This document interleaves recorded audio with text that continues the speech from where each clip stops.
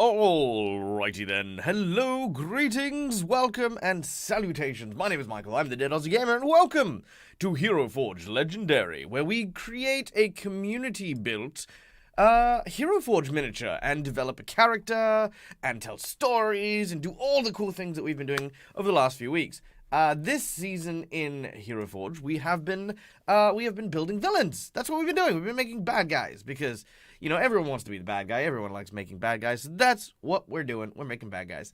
So yeah, welcome in. I see so many familiar faces, and it's always wonderful to see you all here. Quirky Little Fox, welcome in. McBluff, I see Lance in there. Mythical Turian, Sumgen, hi Sumgen.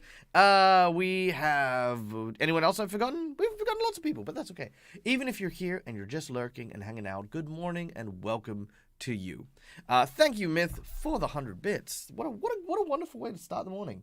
All right, so without any further ado, what are we going to be doing today? Let's have a quick squiz and see what's new with Heroforge. Let's have a look. Let's have a look what's new with you. There might be something, there might be nothing. Oh my god, there's new tails. Alright, so we got Scorpion Tail. Look at that, that's cool.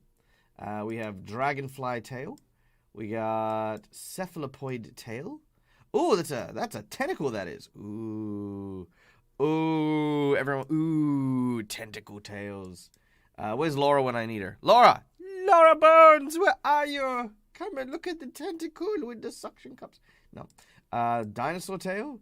You know what that reminds me of? If anyone's ever watched it, there used to be an old 90s TV show called The Dinosaurs. It reminds me of their fat little tails there. That's kind of cool. All right, so we got new tails. I like that. Let's see, what else is new? We got a new outfit. We got the medieval, what do you call them? Are they called wimples? Is that what they're called? Bliot. You know, it's like the handmaiden outfit. That's what that looks like. Yeah, that looks cool. That's cool. Any other bits and bobs or just the handmaiden stuff? We got lots of bracelets. That's kind of cool. A lot of thin bracelets, actually. You know what? I'm kind of interested in that. Let's just change the outfit real quick. There we go. Because I mean, most bracelets, right, that you actually get in this are actually quite thin. You know.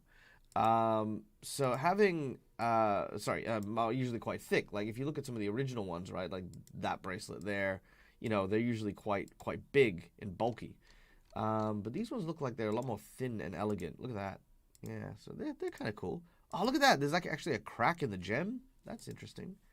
Yeah, you got some wraps. You got some buckles. You got some furs. That's kind of cool. I don't know what a fur scrunchie would do on your arm, but sure. Got driftwood, rough metal cuff. Okay, that's cool. All right. Any weapons and gear? No new gear. Nope, no new gear. Any good base stuff? We got corpse bones. Okay. All right. Corpse bones. I like corpse bones. All right, cool. So it looks like we've got a few things here and there to play around with, which is nice. I mean, I'm not gonna lie to you. A scorpion or an octopusy kind of person could be a lot of fun. They could be a lot of fun. But I'm not saying that that's what we're going to decide because, of course, as guys, you know, this is not about me making a Heroforge mini and you guys just watching it. This is a community build. So we're going to create a character. So if you guys would like, throw out some suggestions. Let me know what you think we should be making for today. And yeah, we'll make it. We'll make a character. We'll make a villain. So throw out some villain ideas and let's see what we can make. Not the mama. Yes. Oh my god, yeah. That was it. That show was so dark too. Like, it was really dark. Like, people get eaten and stuff. It's like mad. It's crazy. Desmay lurking away. That's okay. We love you lurking. And the Ghost 114. Thank you for lurking. Look, guys, as I always say, like, lurks are very important to me on the channel, and I always appreciate you very much so. McBluff coming in with the 700 bits. Thank you so much, Mac. Thank you so much. And Quill Cafe, by the way, ladies and gentlemen, Quill Cafe is now a streamer as well. Quill, you should be able to, but if you would like, please put up a link to your new show and the channel so that other people will know where to see your amazing content that is just launching now. So, yeah, very excited. I always love when community members create their own stuff, and, you know, it makes me feel happy because ultimately, right, I am a big promoter of RPGs and excellence, and the more people that are doing it, the better. All right, let's see. Slimy power behind those thrones. Scowsy, thank you so much for the bits that have kicked into the hype train. Now, ladies and gentlemen, the hype train is very special here on this particular stream because depending on the level of hype train, we are going to create a story for this character where I will actually do story time and we'll do a quiet reading of a improvised short story featuring the character that we make. So yes, please, by all means, donate away and build up that hype train, and I will keep track of it somewhere. So yeah, there you go. 69. Nice. Kethra Moonsea, thank you so much for the 200 bits. Kicking us off into this hype train with that lovely 69. Yes, I know what I said. Okay. So, as we are waiting, let's look at these characters. A shadow-made character that hunts and hides in shadow, hopping from shadow to shadow. Okay. So, let's throw that one out there. So, we have our Shadow Delver person. All right, Shadow Delver person. What are some other suggestions? Throw them out there. Upol. B-Bag for today. Shadow creature. Shadow person. Shadow bad guy. Odd Bandicoot, thank you so much for the 100 bits, keeping that sub-train alive. You have 3 minutes, guys. We are currently just underneath the level 1 hype train, but hopefully we will be able to push that through. All right, what are some other good bad guy ideas? Let's look. A slimy power behind the throne. So like, what's that guy's name? Yeah, like Weasley's advisor. Like a greasy, slimy Weasley advisor. Okay, I like that. Announces running for office. I'm not gonna lie to you. Me running, yeah. You know what? I would kill running for office. I could sell salt water to a fish, honestly. Yeah, let's see. Who doesn't love a good villain? We all love good villains. All right. Any other suggestions? Throwing them out here. Let's see. Rykon. An Illithid. Broken connection from the hive mind. Planning to become the new hive mind. Unfortunately, Rykon, we can't do Illithids because Illithids are copyright. And I'm not allowed to try and recreate that particular one. That's all. That is all. So we did a wolf, a hag. Yeah, we did a wolf, a hag, and a mirror demon. We did. Hey, McBluff coming in with the 5 tiers. Welcome into all of our new subscribers. Thank you so much, Mac. That was so generous of you. Ladies and gentlemen, if you have just joined the Dead Aussie Gamer sub-community, welcome in. Please enjoy all of your lovely new emotes. And remember, wherever you go, wherever you are, unleash the horde. Nice. And we are now up to a level 3 hype train. Cool. Oh, well, level 2, but working on our level 3. Nice. All right, let's see. What else do we have? All right, any other villain suggestions? We've got 2 so far, but you guys are welcome to throw some ideas out there. It's not Illithids, they're humanoid Cthulhus. It's not Illithids, they're humanoid Cthulhus. Well, you know what? In the spirit of that, we could look at making a... What are they called? The creatures from Innsmouth, they're called the Deep Ones. A Deep One hybrid. Yes, we could do that. That's not undoable. I'm gonna sneeze. Give me 2 seconds, I'll be back.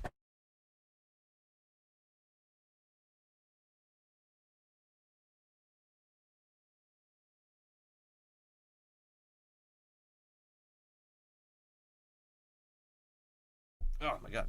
Didn't have any tissues here. Calendria! Hello! Thank you, Rykon. An evil god in the body of a cute little child. Ooh, I like that. Evil child. Let's go with that. That's a good one. That is a good one. How are you, Callie? I hope you are doing absolutely well. I hope you and the family are keeping as well as I hope. An Alan Wakey in mind for the shadow person. Oh, yeah. Okay. I need one more suggestion. One more villain, and then we'll put up a vote. One more villain.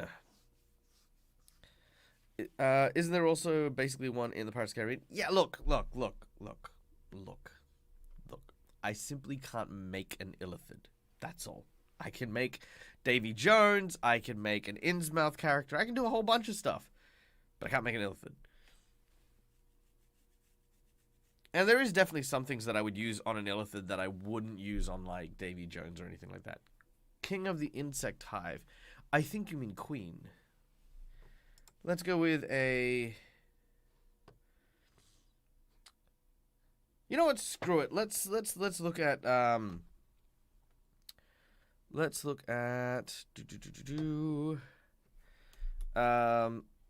swarm, a swarm monster type thing. Yeah, there we go. All right. There we go. Ladies and gentlemen, we are on the clock. Boom. Take your votes. Let us know, what should the B-Beg that we build today be? What are we going to be making? The hashtag not an Illithid. Hashtag not my Illithid movement. Hey, what is up? Welcome in, Captain Malik and Jamar. So good to see you. And the Odd Bandicoot. Nice to see you guys. Nice to see you guys. Sorry if I'm letting chat kind of sneak away from me. This is, you know what's really weird? I don't do a Robert Reads or charisma check thing that Rob does. So I'm not used to like losing track of my chat, but you know, I've been losing track of my chat. Let's see how this works. If I have 9 tails, that doesn't make sense. It should have 8 little tentacles. Blorg. Okay, you can play around with those pretty well, I think. I think the toughest bit is the legs, right? You'd need to really hide those legs. But you could really paint them if you made them simple and then you added in like the clear, you know, plastic for the feet.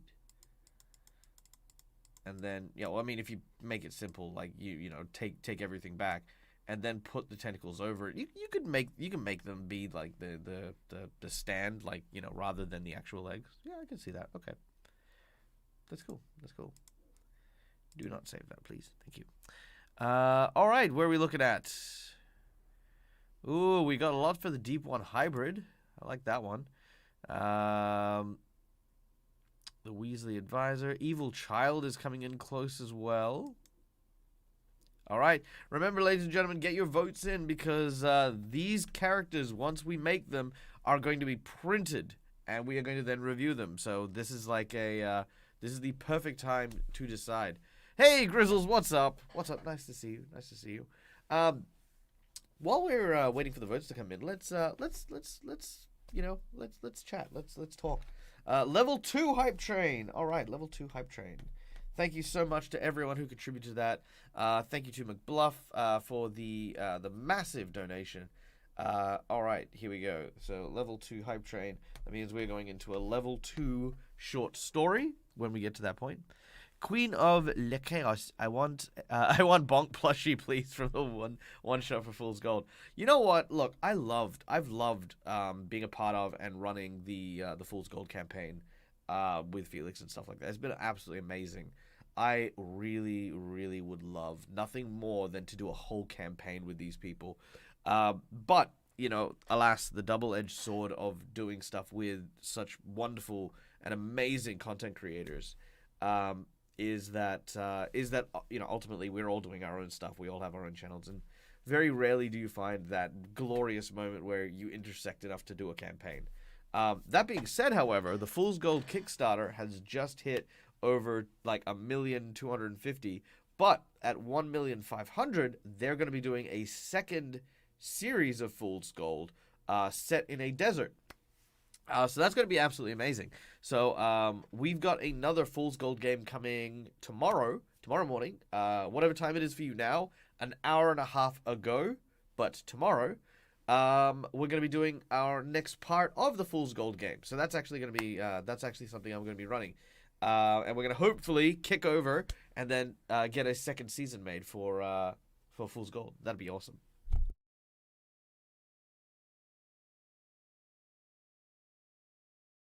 But yeah, a bonk plushie would be awesome. A bonk plushie would be so cool. All right, looks like the evil child has like just overwhelmed everything. So yeah, there you go. Evil child. Huh. Okay. Well, I mean, immediately when I think of child, there's this one face that always, brings a child to me. Do you get to use these SDL files as well? If I want to, yeah, I can use these SDL files. Absolutely, 100%. I basically they give me a budget, and then I use that budget to print these minis. That's about it. I don't know. Maybe it's just me, but a little evil girl is always way scarier than a little evil boy. Candy baby Cade vibe? Yeah, I think so. I think so. Oh, look at that. Tiny little child. Tiny little child. Definitely thin build. No bust. Probably not that thin a waist. Alright, evil child it is. Alright.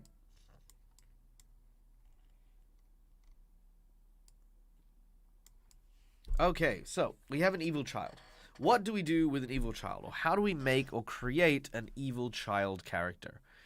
AK Rider, Twitch is acting on me. Can't understand a single sentence, and it's already late. Good night and have fun, everyone. No worries, AK. If and when you do get around to watching this, it's always wonderful to see you. Have a wonderful evening. All right, so I think when creating evil villains, right? Evil villains always come with three elements: the fall, what caused their turn from a regular NPC to a villain. What is their motivation, and why should the players stop them? Those are the three main elements to any good bad guy. With children, it's a little bit different, because ultimately, you don't just want to have a child who's just psychotic, right? Like, you don't just want this sociopath child. I mean, if you just have this crazed child with nothing to support that, it's just creepy and, it's like weird. But if you add elements to the child, that's when things get interesting. For example, in Game of Thrones, adding authority and power in the form of King Joffrey, that's what made that child evil and wicked, and it was the power that influenced their position that made them evil. If you look at a haunted, cursed, or corrupted child, you're looking at an external force, like hatred, etc., etc., etc. That could drive them evil. So the fall is very interesting for a child, and you always need to make sure that you measure your players before you corrupt a child. And here's why: it is a trigger for a lot of people to corrupt a child. It is, I don't have that trigger, but I once did have a player on my table who turned around and said, I would like nothing bad to happen to kids. That was my thing. And I was like, yeah, no worries. That's a whole thing. But like, we drew a line. He said, yeah, I know there can be children ghosts and stuff like that, but I just don't want to see, or don't want to like be able to like sort of be walked through that process of a child suffering. And I was like, yeah, makes perfect sense. So always bear that in mind when you're working with like making children characters, because yeah, you could accidentally step on toes and do things like that. All right, so let's see for the fall. Complete lifelike human doll as a weapon, like those reborn babies. That's a cool idea. That's a cool idea. I like that one. You know what? We're gonna start a poll here. I do like that one. New poll: the fall. Life like child doll. Driven by an imaginary friend. I like that one too. Imaginary friend. Like an imaginary friend is cursing them or corrupting them. But it could be a fae. It could be an evil fae. That could be cool. Prodigal mage.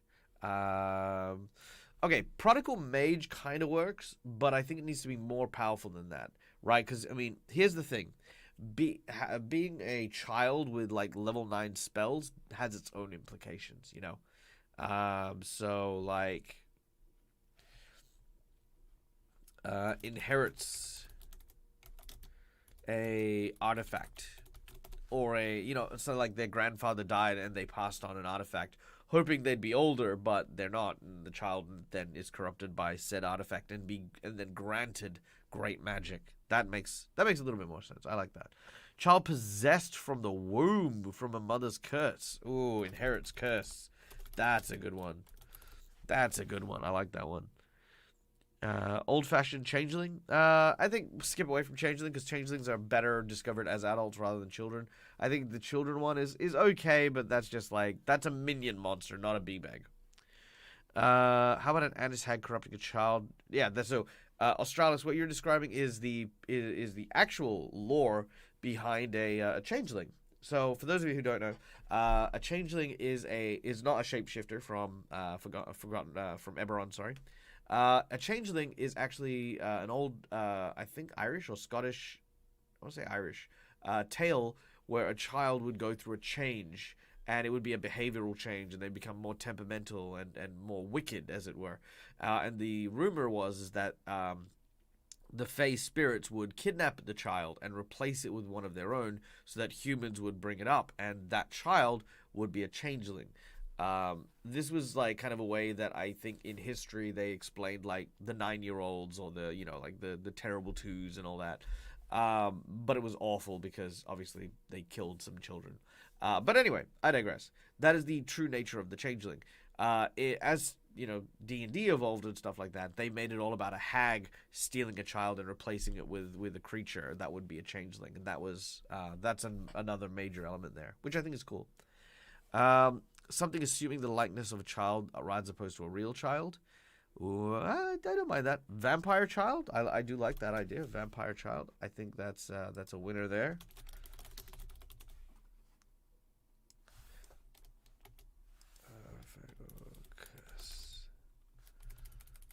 All right, one more, then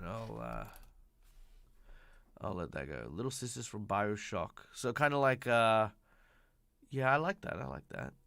I believe it's found throughout all of Europe. Yeah. I think it is a European one. Definitely intend for impersonation rather than actual child. All right, you know what? Let's throw in the changeling then. Let's throw in the changeling. I think people are tantalized by this idea, so let's do it. All right. So vote is up, ladies and gentlemen. We have 2 minutes on the clock. In the meantime, let's share stories. Tell me, I guess, ask me any question you would like about, well, basically about any of the games that I've been in or I've run. I'd like to use this opportunity to answer any questions about what people have about, yeah, any of the shows that I run, because I don't really ask this. I usually just come in, we just start chatting, but, you know, like, I'm going to invite you to do so. Invite you to ask any question that you have that may linger.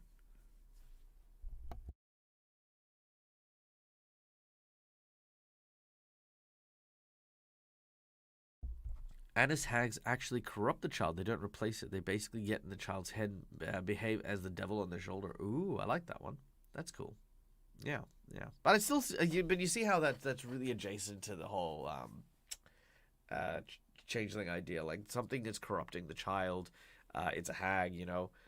Even replacing it, you know. I think that's one of the things that I like the idea of the changelings. I find it difficult because I always want to play one of the changelings who finds out they've got a doppelganger and is trying to find their original person so that they can put them back. You know, like that's always been one of my big things.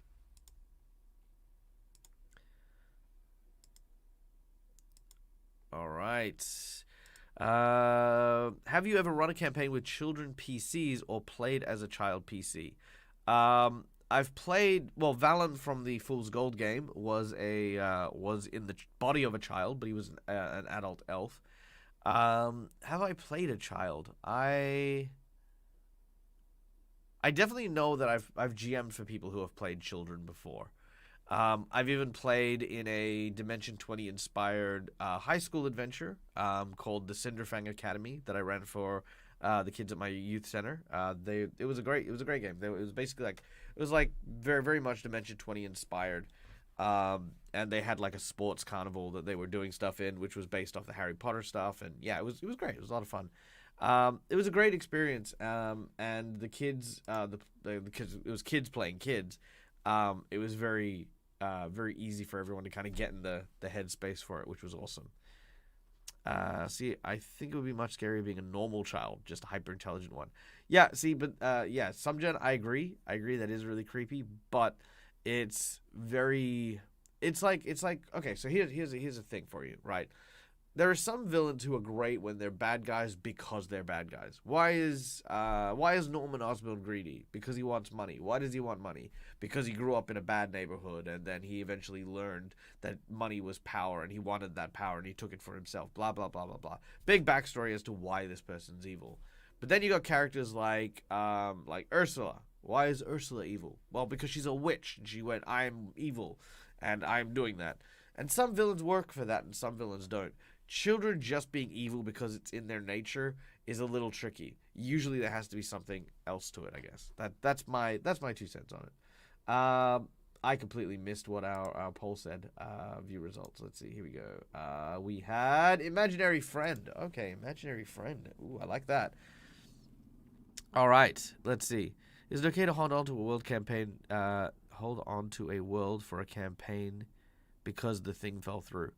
Can you hold on to a world because your campaign fell through? Of course. Yeah, absolutely. 100%. In fact, it is any failed campaign is an opportunity to expand and create more ideas to flesh it out. That's my motto. Okay, there we go. Please, because there's a danger of coding the kids as neurodiverse. Yeah, that's true. That's true. For some gen, based on some gen's thing. All right, so let's look at imaginary friend. So, an imaginary friend could be obviously an actual evil entity, but I like the idea that for this particular character, rather than having like an evil god or a hag or something whispering in its ear, I like the idea that it's a survival mechanism that has embodied the form of like an evil portion of this child. So let me try something here because I think this could be really cool if I were to do something like this.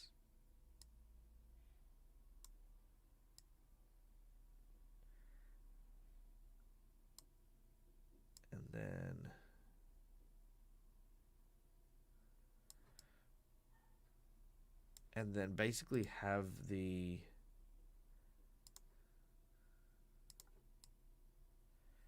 and then like have that like be the child, like, you know what I mean, like the half and half type thing. So the child itself is still there and, you know, like trying to be a child, but then on the other side you've got like this corruption.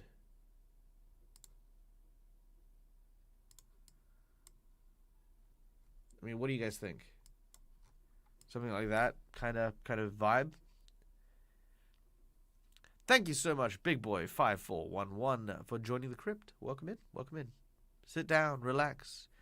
Like 2 different genes in one body. Yeah, you know what I mean? Like I think something like that would be really cool. So you've got like the imaginary friend side, and then you've got, because obviously if you're looking at making a Heroforge mini, you've got one mini, right? We, as much as we have the imaginary friend, we have to find a way to embody it.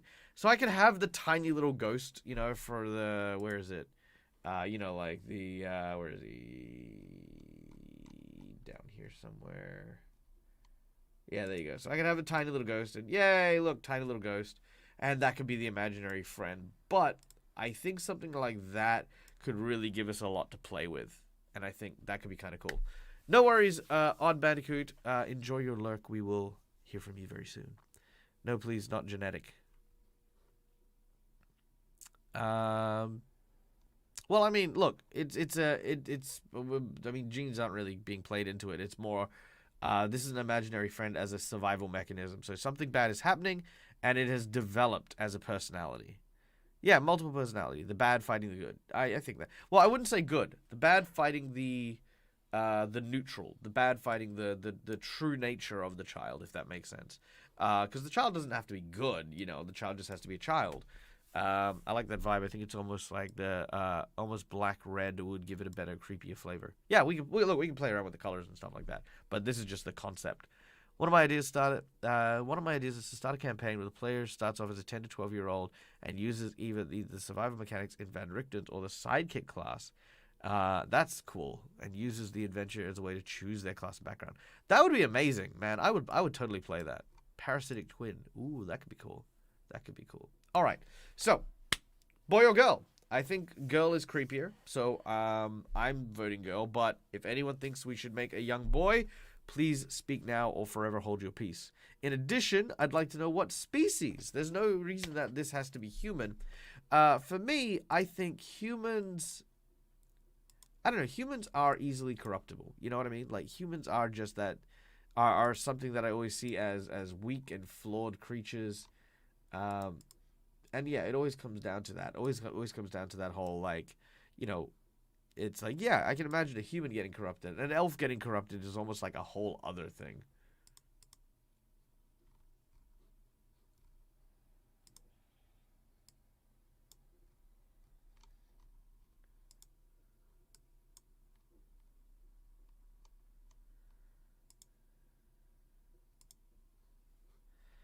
All right. Girl, human, halfling. I see some halfling there. Okay, we could resize the hands. Yeah, me too, me too. I mean, look, I think it makes it look a little creepier. That's fine. All right, human or halfling. All right, let's do a vote. Let's do a vote. Human or halfling. Also, welcome Fandorin5678. Welcome to the chat. Let's do this. Where are you?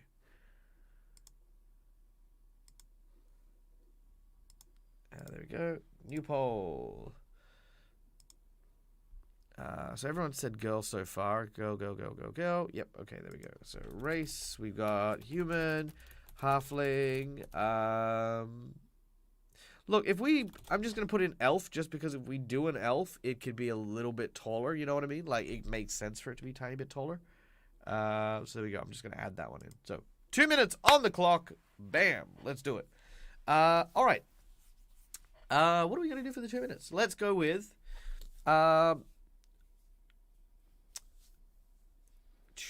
To go back to the talk about, like, you know, playing child PC characters, I actually did a video on my YouTube channel about how to play a child character, and one of the big elements of it is making mistakes.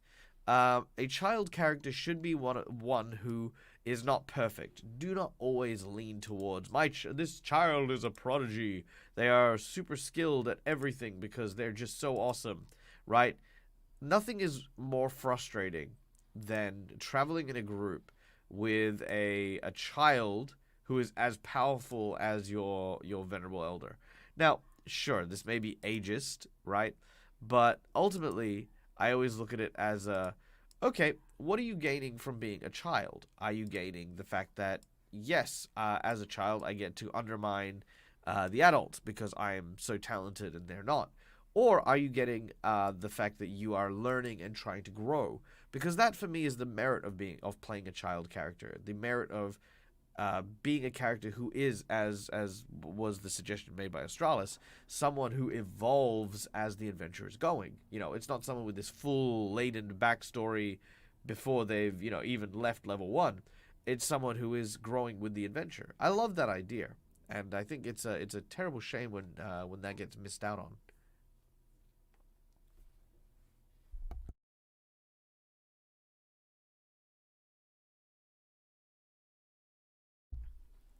All right. Do we ever do the story mode? No. We'll do the story mode once we have the character. You know, we can't really do a story mode if we don't have the character yet.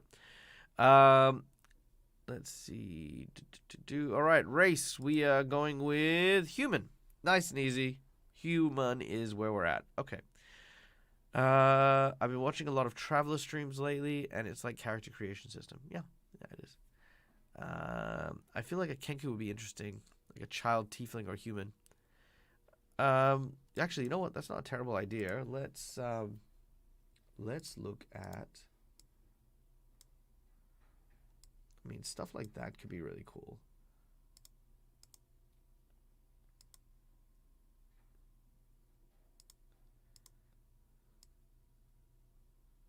Yeah, stuff like that could be really nice.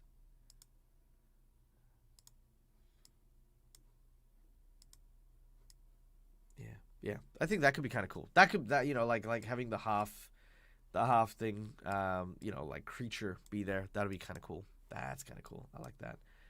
And then what we can actually do here. Sorry, I'm muttering to myself. I do apologize. If you've watched my chat, if you've watched this stream, you always know that there'll be inevitably a point where Michael just sits there muttering to himself. And then if we add in the monster claw here, which is there, yeah, monster claw. So we can add that in. That's kind of cool. Yeah, I like that. I like that. I like that. Kind of gives it a very monstrous overtone, which is nice. All right, cool. So we got the imaginary friend and the girl. Now, I think the girl being a very plain Jane is important, right? Like you don't want to have the, you know, the child be very, you know, like kind of. I guess you don't want the child to be too detailed, if that makes sense.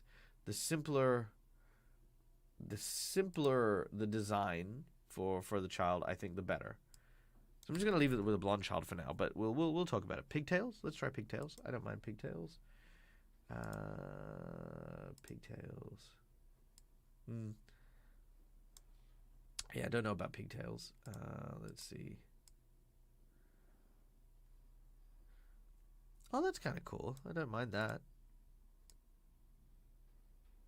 Ooh, that's kind of cool because it's almost like it's covering up its shame, like it's trying to hide the other side. That's kind of cool. I like that. Yeah, that might be the winner for me, unless someone else protests. Asimar Child. Yeah, Asimar Child could work. Asimar Child could work. Aya Janasi, hello, welcome in. Welcome. Benjamin Button concept, powerful but really old. Yeah. I mean, like maybe the entity, maybe the other thing is a very mature creature, whereas the child is still like young and impressionable and scared of things. Is Heroforge free? Yes, Heroforge, to be able to muck about on Heroforge as I am, is completely free, 100%. But the cool thing is that if you would like, you may also purchase the 3D printed mini of your character design, or even the STL files, should you wish to take them to a printer yourself, or even the actual digital file, so you can put them into things like Tabletop Simulator. So there you go. Demon possession. I mean, we went with an imaginary creature, which I think demon is kind of just where we've lent to, but, you know, yeah. Big boy. Woo! Monster claws. All my characters I've played have never been fully human. Vague is easier to work with most of the time. Yeah, absolutely. Matt, can you ask a question? Yes, of course you can. Always. That's what this is all about. All right. So plain and simple. So because this is a villain, right? So we've had the fall. What the fall was, right? Which was, of course, this child, this downtrodden, poor little thing, has had it rough. And a second personality has developed in the form of an imaginary friend that is guiding our character to doing bad things, right? And eventually being a villain. So now we need to look at what is it that our character wants? What does our character desire that is so evil and so heinous? Or not even that evil and heinous. Like, keeping in mind, this child could just be a problem child in town, like stealing stuff and destroying stuff. You know, there you go.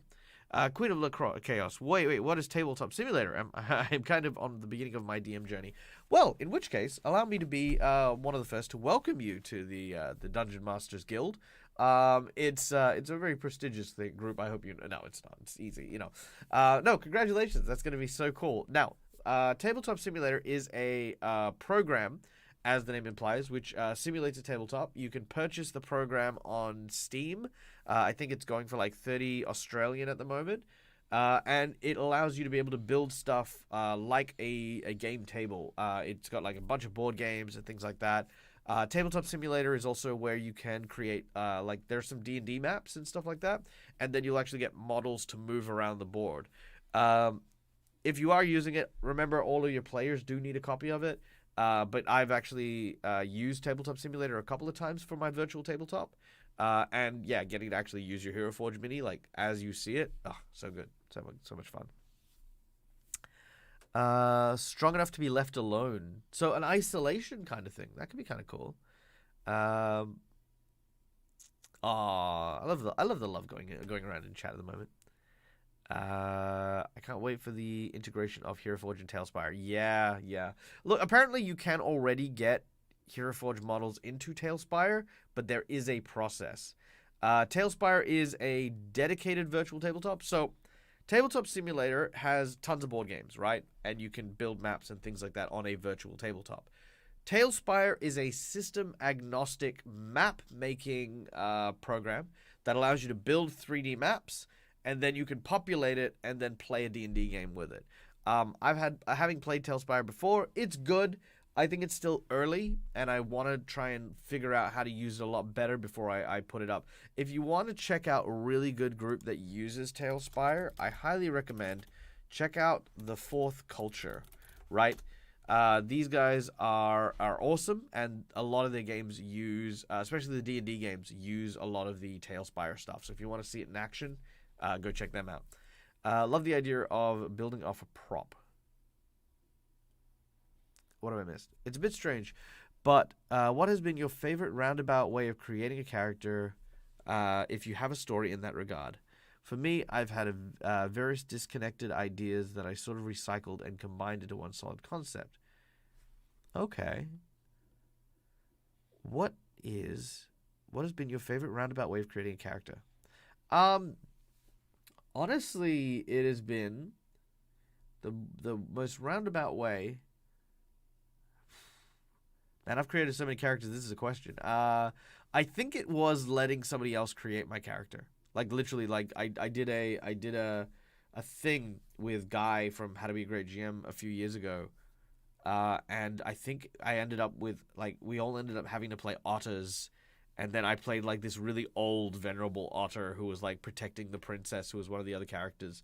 That was probably the most roundabout character I've ever made, because I didn't actually have any input in it. It was just like, okay, well, this is what the community wants to see Michael play, so let's play it. So that was probably the most roundabout. Yeah, easy. So there you go. Also, Queen, if you are on my Discord, if you ever at Dead Aussie Gamer in my Discord, with any questions or the like, yeah, just feel free to ask us stuff like there. I'll be more than happy to help you with your GMing, your GM journey, should I say. Love the steampunk aesthetic. I'm thinking about taking my hand into one shot and Eberron. Oh man, Eberron's amazing. Eberron is amazing. We're getting distracted. All right. Hello, Six of Spades. Welcome. Come in. We are creating a Heroforge character. We are creating a villain. We are creating a child who has gone through some harsh times and has developed an evil second personality in the form of an imaginary friend that makes them do bad things. What we're going to be discussing now, guys, is we are going to be discussing what are those bad things are. What is the evil that this child represents? Is it a murderer? Is it a thief? Is it a what is it? Welcome, Luboffin. Hi. Hey, how you doing? If this is the Luboffin, I think it is. Welcome. It's so good to see you. I hope you're doing well. If it is a different Luboffin, then equally welcome. Thank you, and I hope you're doing well as well. McBluff, I usually start with a person. I didn't realize I wasn't following you yet. Oh, I see how it is. No, that's fine. Big love. Ladies and gentlemen, if you don't know, Luboffin is a wonderful streamer from South Australia who does some amazing content with her partner.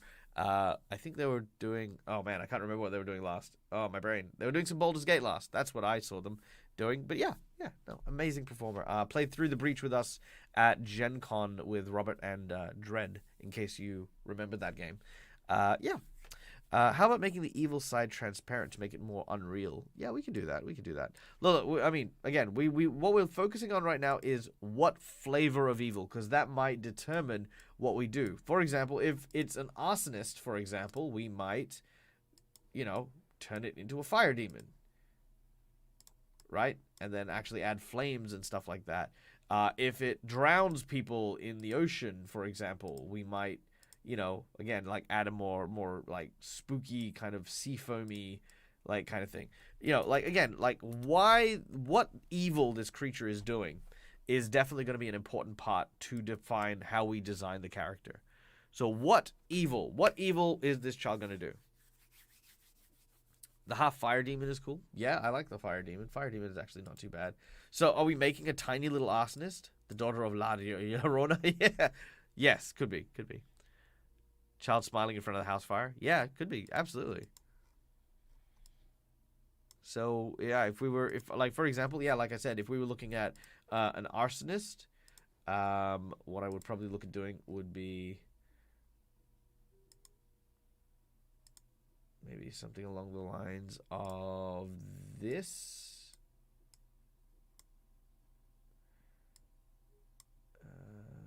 Then gear, spells, and then just whoosh. Maybe even throwing it behind his back. I love that. Yeah, maybe something like that. You know what I mean? Like just this this, you know, very,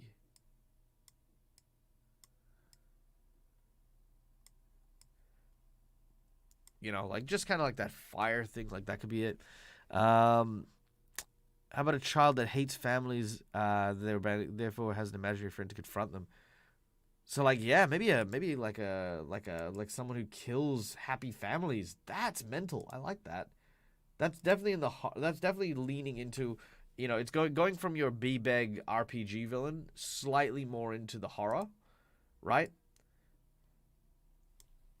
So that could be a whole thing. That could be a whole thing. So let's start a poll here. So we've got the flavor of evil. We got our B-bag being a arsonist. We got our B-bag being a murderer. Or a serial killer, should I say. Serial killer. What else do we have? La Llorona. I think serial killer fits into the La Llorona thing. More mischievous than evil. Trickster. So just harmless tricks that have dangerous repercussions, I think. Yeah, like Big Boy suggested. That could be a good one. Earth Demon. People get sucked into the ground. Earth Demon. So I don't think that one's gonna work because that's not really a type of evil, like dragging people to the ground. That's just a killing method. Punishes those who pick on them. Oh, what if it's triggered by pain and rage? So the child like lives on the streets of a really, really bad neighborhood, but whenever he's like injured, whenever he gets like slapped around, it's like he stole bread to survive and he gets punched, then suddenly he goes into like this berserk mode where his eyes roll back and then this other version of himself comes out and kills people, and it's triggered by that rage and pain. And that could be a really cool story element because it means that the PCs have a choice to like hunt down this mad kid, or to make sure it grows up without pain, because that's the other way to kill this demon. That's kind of cool. I like that. All right, let's throw this out there. Voting begins now. Please cast your vote to the flavor of evil. Silver Red Fox, welcome in. Come, entrez-vous. The moral quandary, I enjoy that. Oh man, moral quandaries are amazing. Like, if you can get your players to question heroism, for me that is important. For me that is like one of the best things you can do, because I am a big advocate of the anti-hero. Heroism as defined by blonde hair, blue-eyed people with like, you know, sparkling teeth, raising their blades and being like, yes, what ho, we shall go here and we shall conquer. You know, that's fine for some heroes, right? I like heroes that have a bit of meat to them, that have that kind of conceptualization of like, good is not just about what the world views as good. Sometimes doing the good thing is doing the hard thing. Like my favorite story is two paladins walking to a homeless person. One paladin puts coin in their bowl. The other paladin takes the coin out and says, I'm going to introduce you to someone, and this money is going to go towards an apprenticeship at a baker. That for me is like, Yeah, no, I need to eat though. I'm hungry. I wanted. One of them is an asshole because he's stolen money from him, but he's trying to get him a job. He's trying to get him on his feet so he can provide for himself. That for me is like way more interesting as a hero as opposed to the guy who just gives money away because it's the good thing to do. Homelander is not a hero. You just described him. Yeah, exactly. Homelander is another example. Except he's not an anti-hero. He is a villain. Like let's reconvene that. I'd probably say he'd be more akin to an anti-villain than an anti-hero because he does not represent the common traits of a villain. He is, very popular. He is in the public's eye. He saves people supposedly, right? But he is definitely a villain. Make the child a warlock and the voice its Patreon. Well, see, keeping in mind, as a B-Beg, you don't have to follow the same constraints as a PC does. You can just make a monster entry. But that being said, if I were to play this as a character, yeah, definitely would take that. All right, so we're going with a pain inflicted character. So that's kind of cool. So here's what we need to do. Taking that in mind, what we now want to do is we want to add elements to tell the story on the visual. Because ultimately, you've got a few seconds to like look at the mini and say, oh, this is what it's like. So, the first thing I want to do is I want to give it ratty pants. Because ratty pants say, I am poor. They always do. Let's see. Do they have like beggar pants? Where is it? There's a type of beggar pants here that has a... Yeah, this is it. Distressed pants. Ragged trousers. Yeah, that's the one. I like that one. Okay. Yeah, ragged trousers. Because these ones are jeans. Don't like jeans. All right. Then the shirt. Again, we can go with the ragged shirt, but you want to kind of be easy on it. You don't want to like... Because there's like... Where is it? There's like the absolutely shredded shirt somewhere. Yeah. So we've got that one. That's okay. I don't mind the vest. I think there's a couple of like tattered jackets, but I think that's a bit too much. Yeah, these ones, these are a bit much, right? You don't need to have the child like, like looking like they just crawled out of a fire. Simple, plain, nice and easy looking clothes would suffice. You don't want anything with a collar either, because if you're looking at peasantry, they didn't really have those sorts of things. Peasant shirt. Yeah, peasant shirt's okay. Nope, these are all tunics and the like. To be honest, I'm thinking, compared to this, I'm leaning closer to this one or that tattered vest.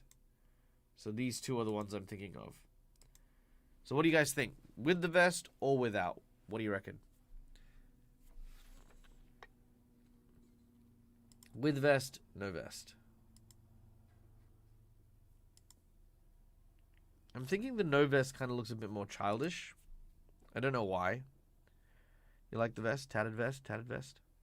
Alright, we'll go with the tattered vest unless there's like massive protests. Okay. So, now, because we're looking at pain, right? Tattered vest, tattered vest, tattered vest, no vest. Yep. Okay. Because we're looking at pain, we do want to add in a few decals, right? Now, one of the things that's really cool about Heroforge is there are now injury decals.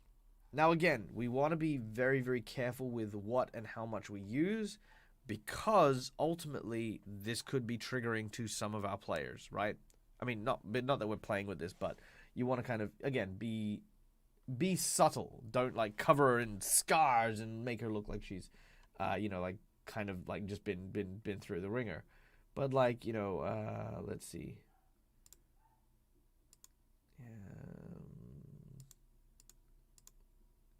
Scar across the nose. I like that one. And see how like when we add the scar, right? There's like a couple of scars. You can see one on the lip. We can see that. Actually, you know what? Before we get too lost, so we can actually color. Let's remove that decal just for now. So you can see there are multiple scars here, but I don't want all of them. So what you do here is you just go into your mixes and you just color these so that you've just got the one scar that you want. If you want to have a scar that is already healed, you want to just go a couple of steps browner than the skin tone that you're currently using. And that suffices for a good scaration color. You know, we don't need to worry about that. That'll be fine. So now, what other scarrings can we do? Let's look at layer B, because we've added that scar.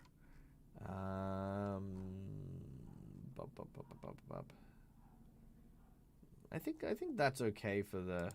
Let's see, how's that one? Not really.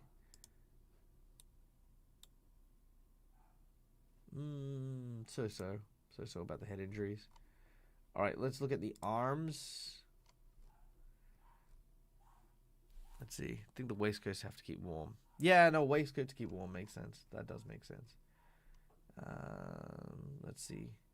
So looking at a couple of arm scars. Let's see. Yeah, I do like that, but I think it's too hidden away. But that is the right track. That is definitely the right train of thought. Yeah, the knuckles, they kind of look good, so I like that one.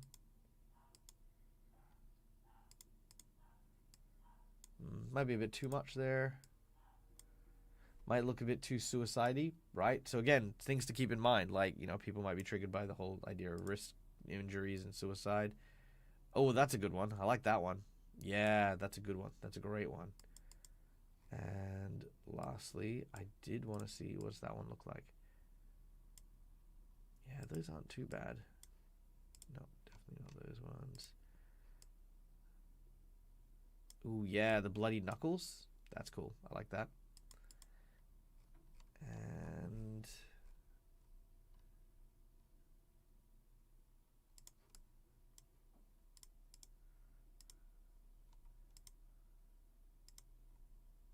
yeah, I think that's okay. We don't need to do too much, right? Small, impactful would be good, or one big scar.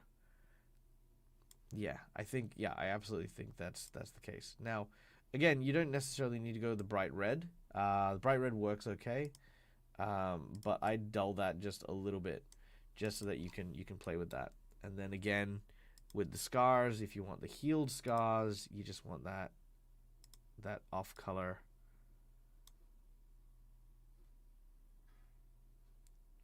And then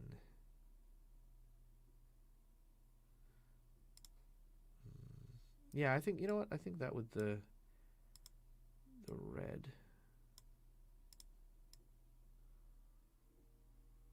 Just trying to find out which color that is. There we go. Yep. Okay, cool. Yep, beautiful. Okay, cool. So we have a couple of colors here, which I think work in our favor. All right. So we have our kind of very rough look. We've got scars, we've got cuts, which, you know, again, sad, but that's what we have.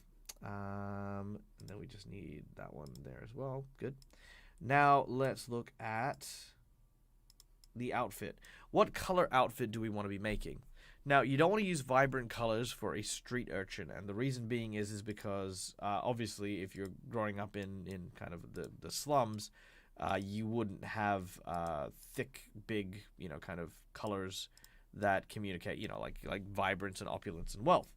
So browns, and keeping in mind you've got so many different lovely brown colors to choose from for your leathers and stuff. You don't have to be confined to just one single one. You know, multiple layers make a massive difference when it comes to that.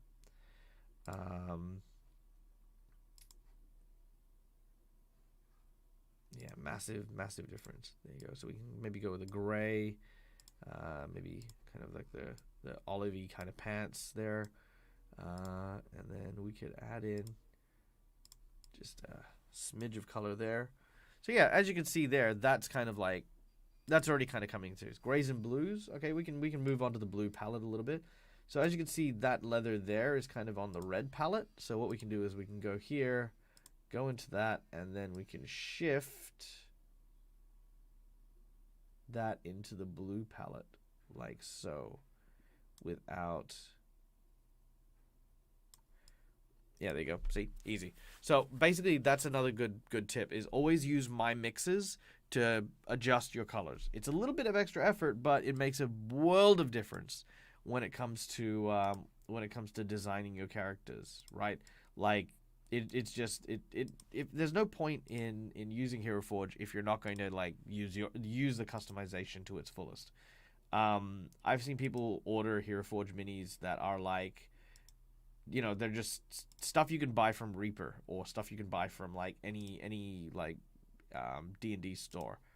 For me, it's like the major reason why I even look at Heroforge is because you can do so many things to customize these characters. It's a crying shame when you miss that opportunity.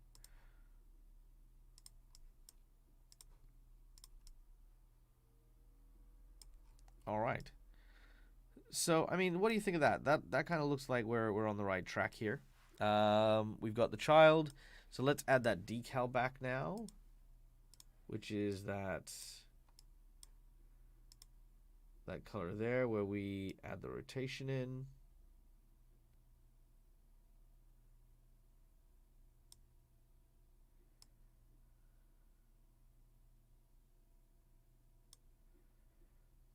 I think we need to rotate it a bit more.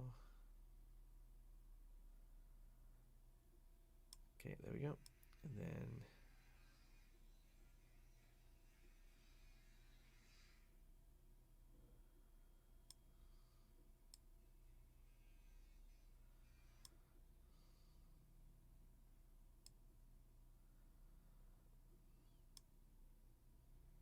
there we go. All right.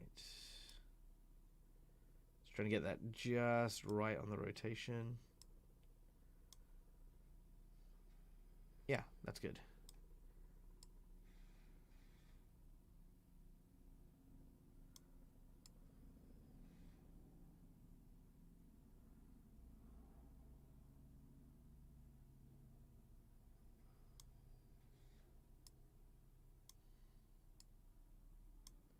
Yes, there we go. That's the one.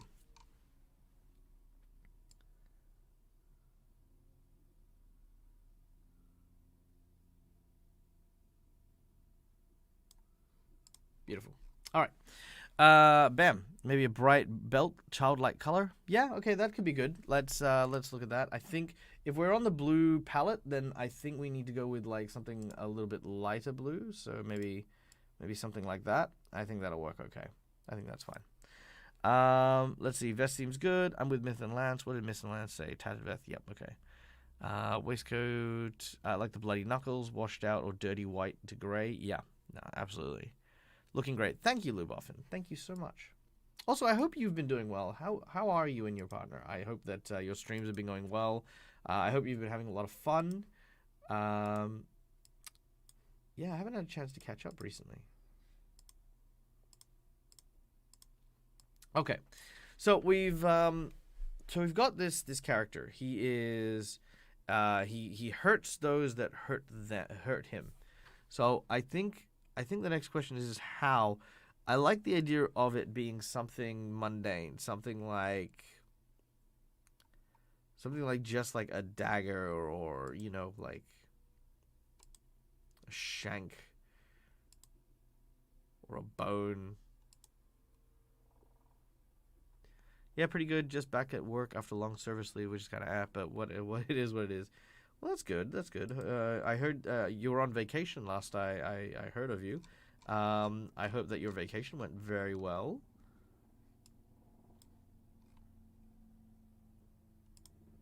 Okay. Maybe. How does he bring pain to those who bring pain to him? A gun. No.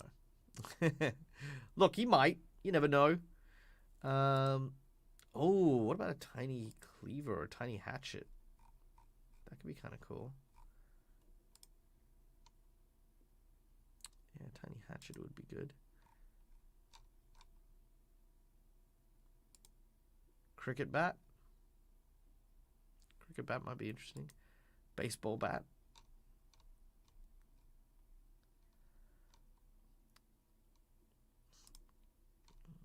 Hammer. Hammer maybe. Hammer maybe. Cudgels. Brass knuckles. Brass knuckles are very, very, you know, gangs of New Yorkie.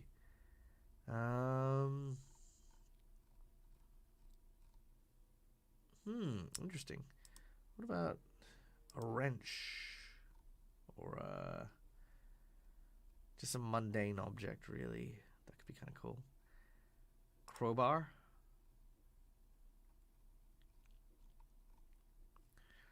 A regular hammer. That's messed up. A pipe. Pipe could be good.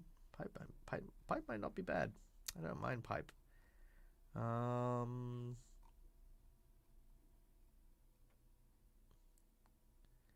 Let's see. What about a...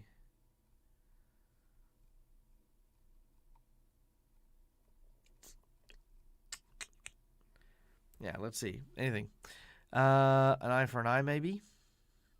Yeah, that could be kind of cool. I like that. I like that. Uses whatever she's been hurt with. Should be more organic and feel. Remember, she is a she. Yes, that's true. She is a she. I think a pipe might be good. I'm thinking a pipe. Like, just like, it looks like something that she would have found. So let's go with a...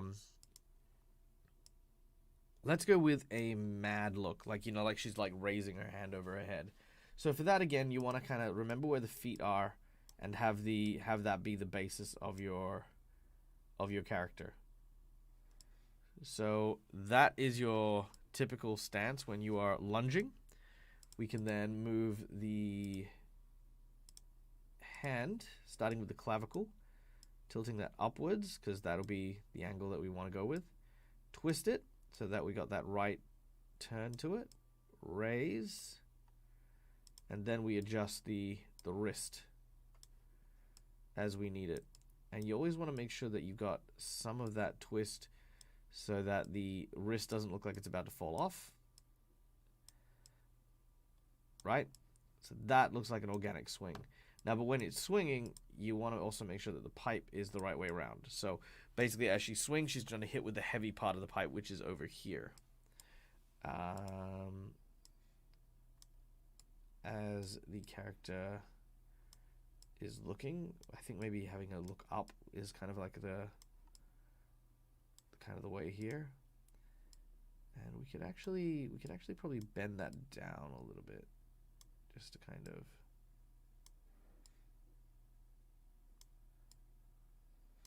There we go.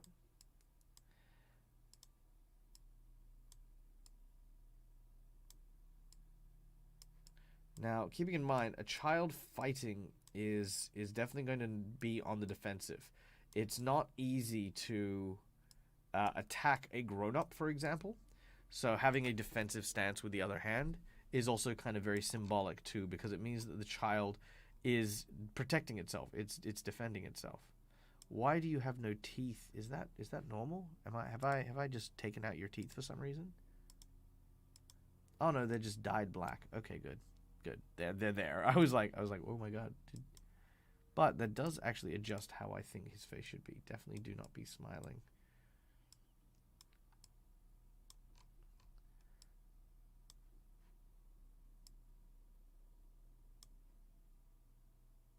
Yeah. Yeah, I think that's... Yeah, I think that's good. Looking at the confused, that way the mouth doesn't open. I like that. I like that. Okay. She uses a hand mirror as a weapon after she's beaten people. She looks at the mirror, stores the necrotic damage, and then takes her vengeance when the victim. We've already made our mirror villain. We don't need another one. A large rock. Ooh, a large rock would be cool. I don't mind that idea. Dragging the pipe might look good as well. Just finished hitting some weak and sad dude. Okay, yeah, no, I like that. All right, so let's save this one because I don't mind that. So let's save that one. Let's try the dragging pipe thing. So we have a we have a mirror villain at home. All right. So let's lower the posture, and let's give her an exhausted look.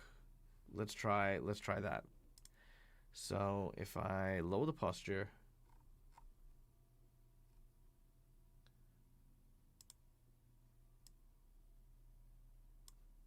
maybe.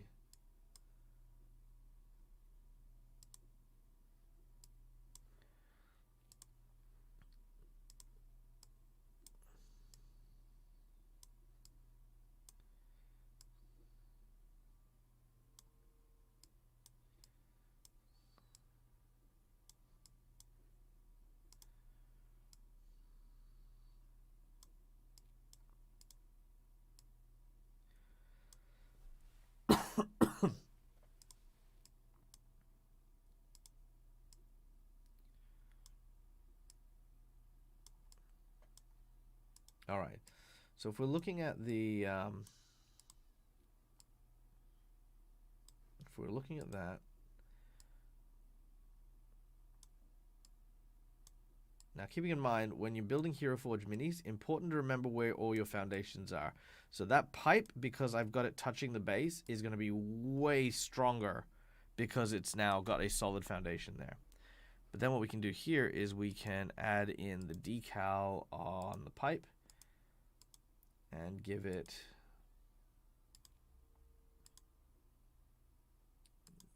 a nice bright red splort.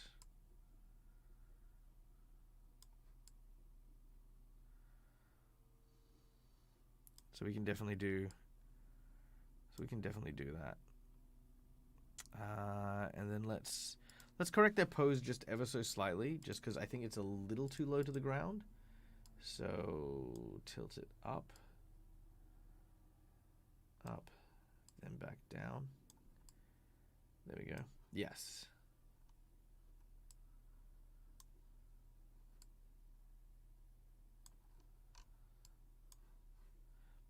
Then have that eye.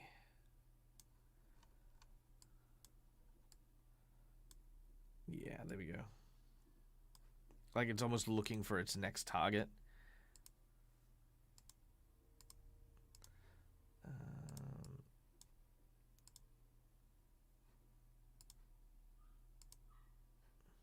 All right, so there we go. Okay. So we got the pipe, we got the kid. All right, what do you think? Do you think the one charging, or do you think this one dragging the pipe or carrying the pipe?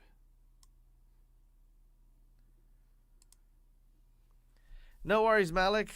Have a wonderful stream. I hope that you enjoy yourself. We will see you on Friday if I don't see you before then. Yes, there we go. Dragging, definitely dragging. Okay, cool.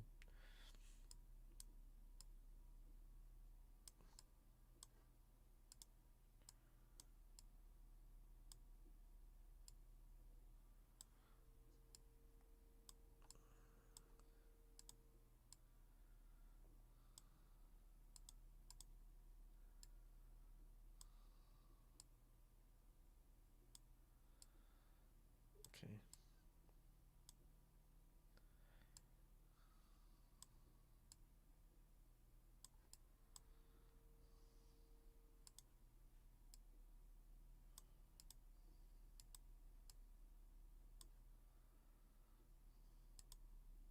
Okay, don't mind me. I'm just fiddling around a little bit here. Okay.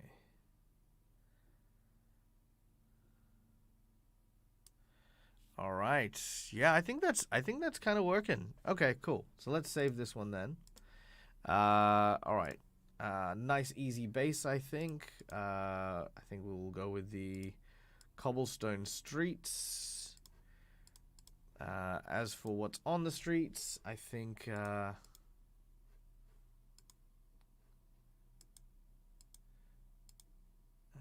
see. I you got to kind of look at like the dirty alleyways. What would be in a dirty alleyway? Definitely no acorns.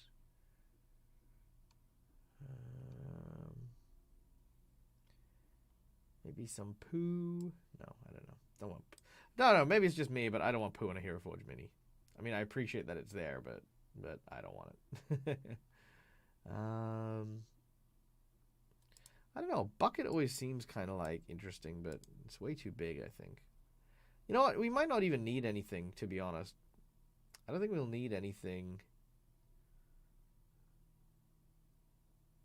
in the alleyway. Oh, actually, is there a way for us to add a blood stain? That'd be kind of cool. Have a rat friend? Yeah, we can add a rat friend. I don't mind a rat friend. Rat. I always do like the rats. I really do. There we go. Too many rats. That's definitely too many. All right, so what we want to do is we want to move that rat out of the tar so that we don't create that effect that we don't want.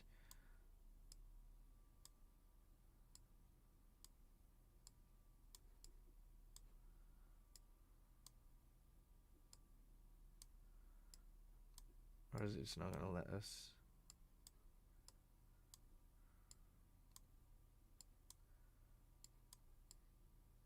Oh, that's a shame.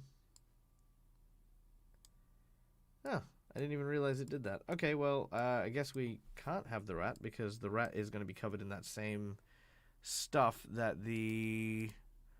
he's in. So, in a bid to not have that look like the rat is an inky thing. Okay, cobblestone streets.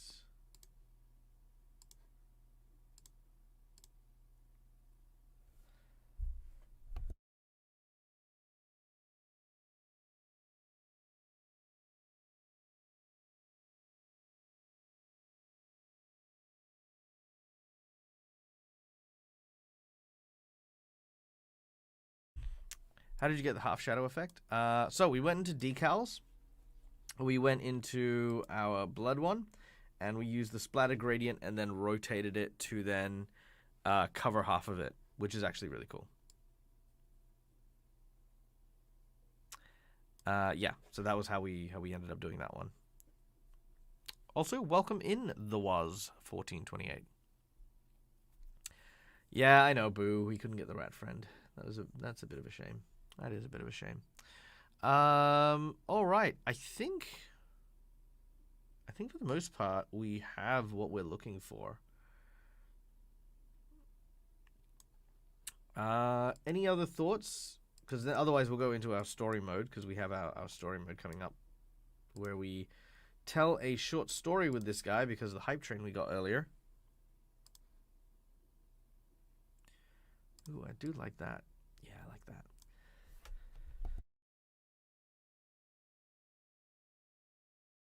Didn't know you could rotate them. Yeah, no. There's a lot of stuff that we figure out while we make these. So thank you so much for participating and joining. Jasmine Bailey, did I not notice you donate 150 bits? Well, thank you, Jazz. I'm so sorry I missed it. I think I was might have been in my focus moment. I'm not sure about the red eye. Might have missed it for a reason. All right, well, let's have a look at the eye then. All right, so looking at the eye. Now, this is the original eye that we had, was that one. Which, again, if you're using an eye and a lot of dark colors, I highly recommend using the glow effect and then just boosting that up, because that just makes that really stand out. But what we can do here is we can have that either be there, or we can have, like, the demon slits, you know what I mean? Don't know about the frog one or the sheep one, right? I'm not against the normal eye, like that one. That kind of looks pretty rad. But what do you guys think? Try a transparent dark side. Okay, so let's add transparency to the tar color here. That's the transparent dark side color. The red shows the anger of the imaginary friend taking over. No, I agree. But you know what we could also do? We could also move the spectrum of that color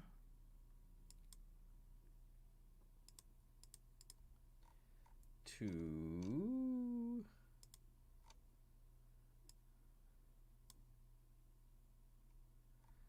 there's the darker colors, so we can move that to a red.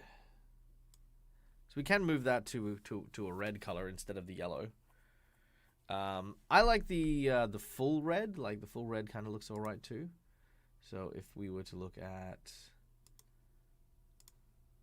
like, say, something like that color, but like brighter and more glowy.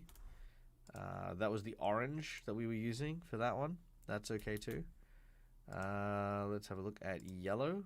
Yellow kind of also has like kind of like the lost child in, like, if you've seen like video games and stuff like that, the whole Lost Kids, that kind of has a cool little vibe there. What do you guys think for the eyes? Oh, well, actually, no, let's go back. What do you guys think of the transparent first? Do you guys like transparent or not transparent? Transparent, not transparent. Or do you want to, or should we change the color entirely of the dark side? What do you think?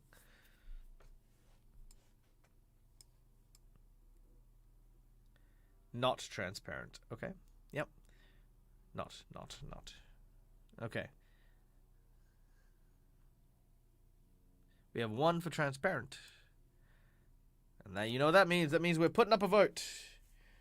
Manage polls, new polls. All right, dark entity. All right, transparent, not transparent, different color. All right, boom, there we go. Vote is going up for 2 minutes. Ladies and gentlemen, the scene is yours. Take it and run with it. Doctor, welcome in. Do you have news? I wish to have the news. Because Doctor can give me the news. But Doctor must give me better news. I hope. All right. Yeah, guys, ladies and gentlemen, as well, if you are new to the channel and you have not seen me before, hey, my name is Michael. I'm the Dead Aussie Gamer. I run a bunch of tabletop role-playing game stuff on my channel, as well as on other channels as well. I've had the absolute privilege and pleasure of playing with some of the greatest role players in the world, and I hang out here on my channel because I like hanging out. I like chilling out with you guys because you guys are fun, entertaining, and you help me explore my creativity in shows such as this. Heroforge Legendary is all about us just kind of chilling out, having a very casual stream, and making a community build character. And the community build character that we are making so far right now, in line with our evil villain season 3, is a evil child who has an imaginary friend who protects him when he is attacked, when she is attacked. That's it. When she is attacked or assaulted, this other entity shows up and murders people. That's basically it. So yeah, that is the character that we're making for today, at least. But if you have any questions about role-playing games in general, if you have something you'd like to share, throw it up in chat. It's all a welcoming and inviting space for everyone to participate in. It looks like we're going with not transparent for that one at the moment. Transparent's more dull than I expect. Yeah, look, let me go grab one of the transparent ones, and then I'll show you what it looks like.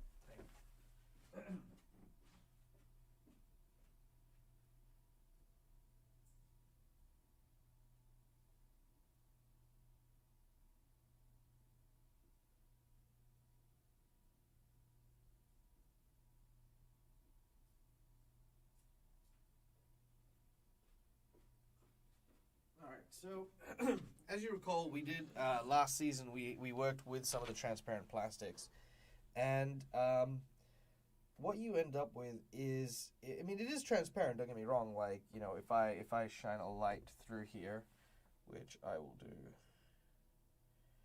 Yeah, if I shine a light through here, you can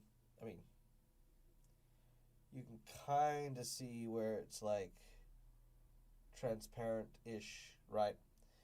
Same thing with the leg base where we did kind of a lot of the blue, because this is our portal mage where she's like stepping out of a portal and creating a new one in front of her. The transparent plastic was a lot more dull than I had originally anticipated. Like, I was really worried that it was going to be too dull, and it's definitely not as vibrant. And there's definitely something to be said about not using transparency for everything. He's gone, and pretend that he Lance. Okay. All right. So, eye color. Are we gonna go with red? Are we gonna go with blue? What are we looking at? Dude, you are a god at role playing. Ah, thank you. The last Icewind Dale session was so hype. Thank you so much, Kess. That means so much to me. I always, to be honest, I'm gonna, real talk here, because that's what this show is all about. Like, building Heroforge minis and real talks. Real talk. When I got asked to play on that table, because so for those of you who don't know, I play on a table of Icewind Dale for with Nate from WSD20. When I was asked, it was Nate, a bunch of his personal friends, and me, who I met Nate in 2019 at Gen Con, and we got on so well. Like, I love Nate. Nate is just an amazing human being, and I really wish I lived closer to people who are, just so awesome like Nate is.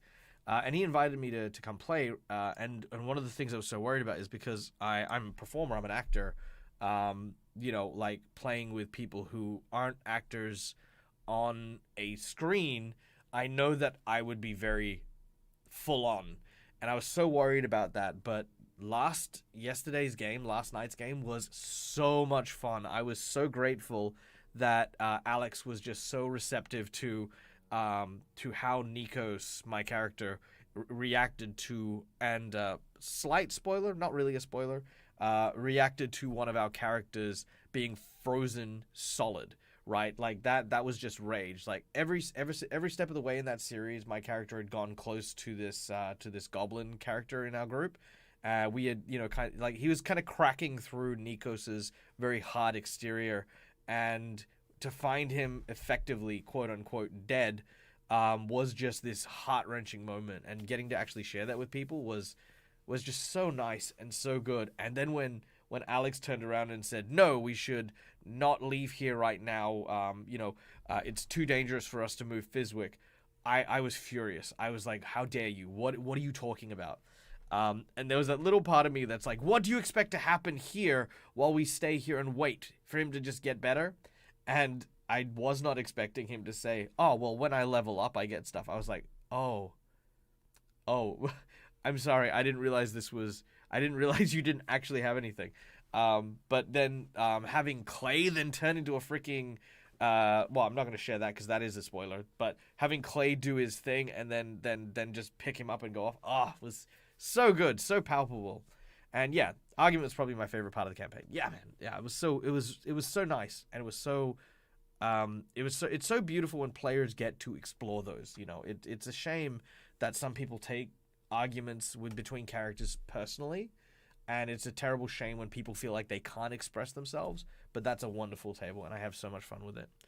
Scozy, what platform or site would you recommend for finding an online D&D game? I live in regional Australia, so finding a local game is not really an option. Yeah, dude. Like, first of all, kudos to you for living in regional anywhere. Regional Australia is definitely a hard sell. Here is my recommendations. Number one, there are usually a bunch of online communities in places like Roll20. If you are happy to explore some kind of ad lib ones, there is a website called startplaying.games, and that is a website that has GMs for hire, as well as a bunch of free, come play D&D for the first time. It's a great place to meet and connect to individuals from around the world for online gaming. I did a promo for them a couple years back. They're really nice people, and yeah, I do recommend them still. When people say, if you have trouble finding a game, guys, sometimes that's where paying a GM comes from. That's literally it. It's not about paying them because they're arrogant, self-conscious, douchebags. It's about paying them because we really want to play, and it's a sign of like our appreciation for the time, the effort, the blood, sweat, and tears that go into creating a game for our enjoyment. That's how I feel towards paid GMs. Mostly because I am a paid GM, so that's how it works. They've been saying songs of mockery towards PCs. Yeah, when me and the Goblin were walking around, we made fun of one of the other characters. It was amazing. All right, back to where we're at. We are creating a villain for Heroforge. We are looking at the eye color. That's what we were doing before Michael got distracted. So eye color. Let's throw out some suggestions. Are we happy with the yellow? Do we want red? Do we want blue? Do we want something else? Do we want a different iris? Like, what are we thinking? What are we feeling? I like the yellow, I think.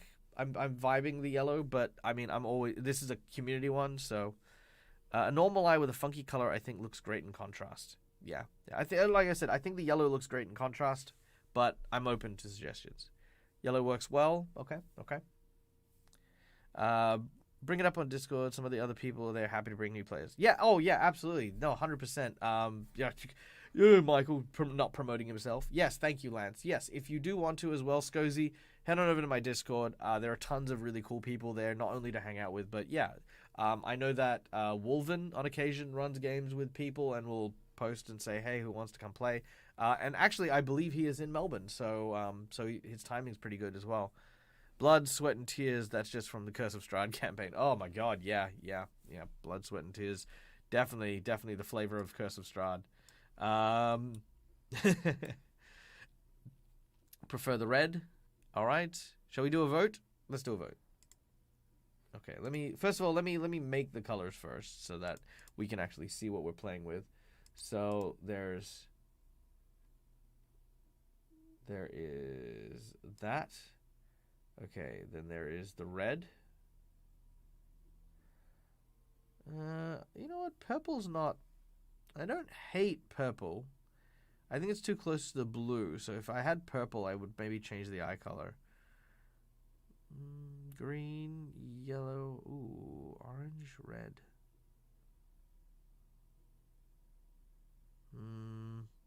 All right. So having a look at the spectrum. Let's do a vote. That's the only way I'm gonna sleep at night. Manage poll. New poll. Eye color. Yellow. Purple.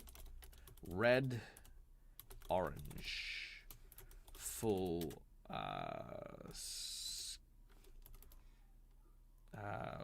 eye glow. So the orange full eye glow that I mentioned as we are working on this poll is this one that we had before. So that is this one.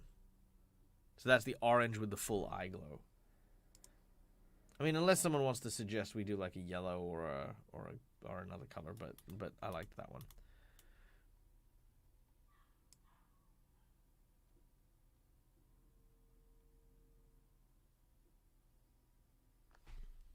What was the name of the GM in Melbourne? Sorry, I already had the volume down. His name is All Things Fantasy. We call him Wolven. He might be All Things Fantasy in the Discord. But yeah. Yellow is very feral. And I think that feralness is a good element of the character too. Yeah. Australis loves to pick on them. Yeah, that's true.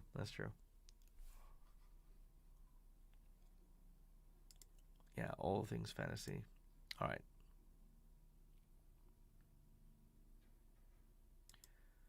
Oh, looks like we got a big push for the yellow eyes.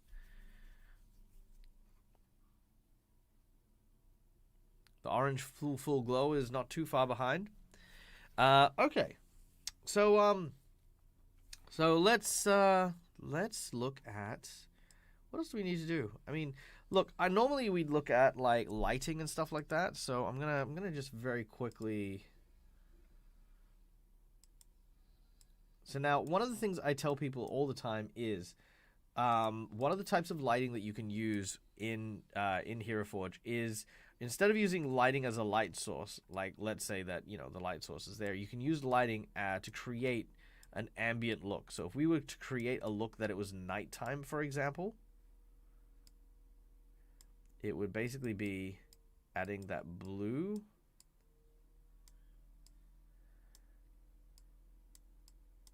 up here.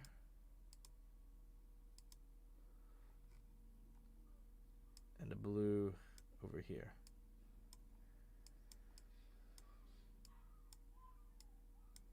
All right, so you can kind of see.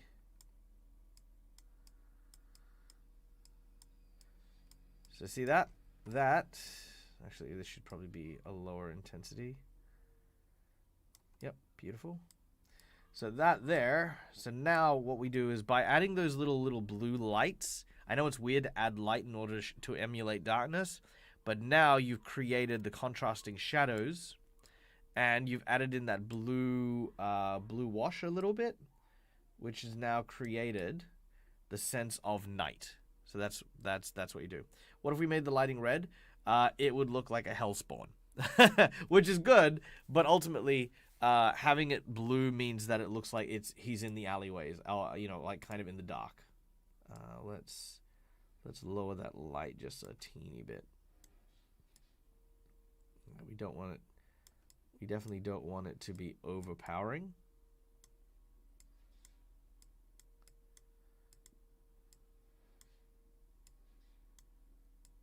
Yeah, you definitely do not want it to be overpowering, right? You don't want it to be. You don't want it to replace the colors that you have on your mini. You just want it to have that slight blue, so that it's got that sheen to it. But you know what? Let me save this, and then I'll show you what it looks like when you go red. So if you go red, right, as you can see there, immediately that turns into, like, you know, you're in a hellscape, which is cool, right? And that might be the vibe that you go for if you're making like a character who you want to set in like Avernus or something like that. You know, that could work as well. McBluff, sadly, I don't get as much to see as much of Curse of Strahd campaign now that the clocks have shifted. Yeah. Look, I'm going to be honest with you guys. I don't shift my clock because I'm in Australian Western side, and we don't ever deal with daylight savings. And it's my channel, and I don't want to, so I'm not going to. I am going to wake up at the exact same time every single time all year round. And I do apologize for any inconvenience that has, but you know, like in the same way that when I go to other people's channels, I have always been respectful of being up at the adjusted time. I definitely have no desire to rectify that when it comes to my own shows. All right, let's work on the eyeline a little bit.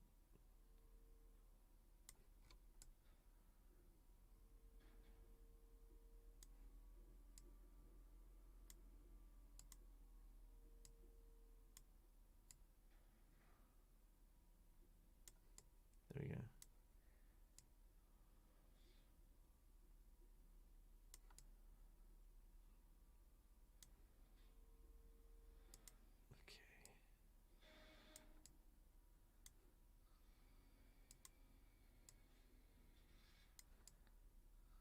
Beautiful. There you go. That's it. That's the one. Bam. In certain respects, it's a boon that you don't shift. Yeah, it is. I mean, like, yeah. Sometimes at some time of the year, it actually makes some of my shows like way more accessible to some people. No worries. Used to get up at 5:30, 6 a.m. for school. It's an old habit. Though it's nice to get up at 7 for a few months before Sunday. Yeah, I didn't even want to be alive at 5:30 a.m. Now I'm retired. Daylight savings means nothing to me. Time works better for me now. Sorry if anyone else has time problems. Yeah. Look, you know, ultimately, yeah, that's how it works. That's how it works.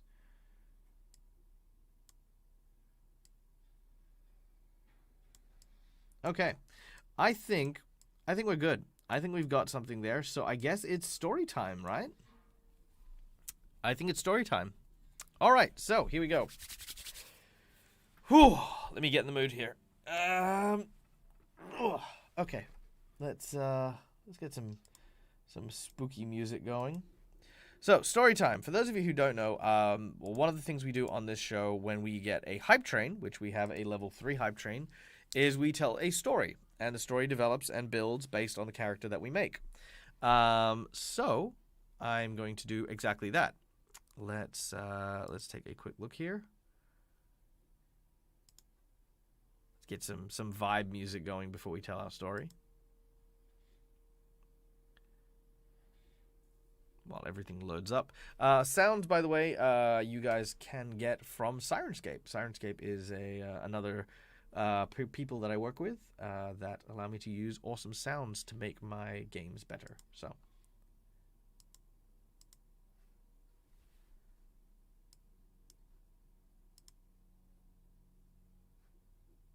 come on. Anytime now. Tap, tap, tap.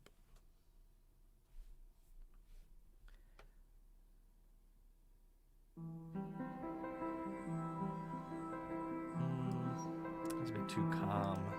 Let's, how about you?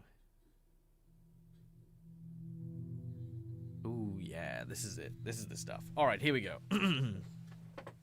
Now, our journey begins in a small and quiet village, a portside village where the sound of the ocean crashing against the dockyard covers most of the southern quarter of this fishing town.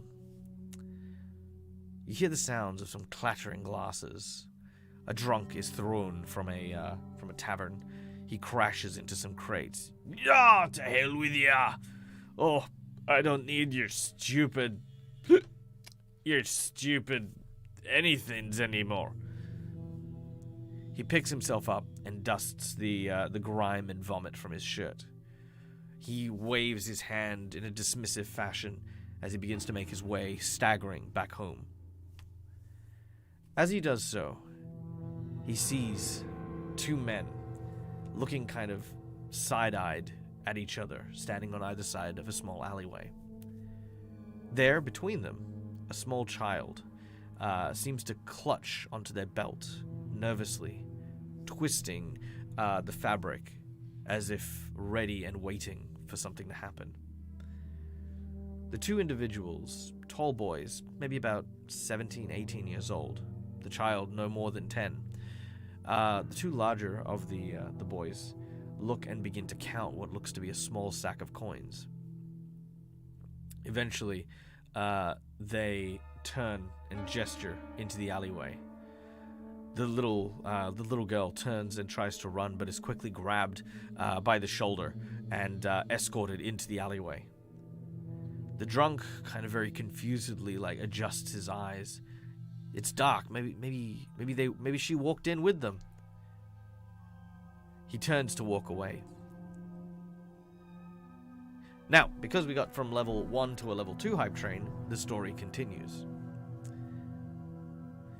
The drunk man is about to walk away when suddenly that gut feeling sort of rings in him, even in his drunken stupor. He turns back over his shoulder and looks at the alleyway and makes his way towards. He hears the sound of something wet being slammed against the stone and the rock, like someone had taken a chamois cloth, dunked it in the ocean, and thrown it against a wall. As he gets closer, he sees the two boys. One, his fist clenched, almost the size of a stone, thrown at the small child. She's on the ground. They both laugh, and as they wickedly turn to continue counting, the man says nothing, his voice about to pick up when he sees something on the ground. The hand of the small girl seems to dig into the ground, the concrete itself, the cobblestone, tearing and rending at the simple finger strength behind this person. He was about to say, "Look out," as the small girl picks up what looks to be a heavy, rusted pipe. Nearby, there is the sound of a clang, a massive hit, a flash of red. One of the boys is now lying on the floor. The other, holding the bag, a still goofy smile plastered over his face. The action's so sudden he hasn't had time to adjust. He cries out for the boy's name, but no sooner than he does, his jaw is met with the same taste of steel and rust. His head is knocked back violently and suddenly, and he heads to the floor. The little girl, now standing, moving with a almost haunched candor, makes their way over to the top of the boy that she's just hit, and with swing after swing, that haunting melody hits the drunk.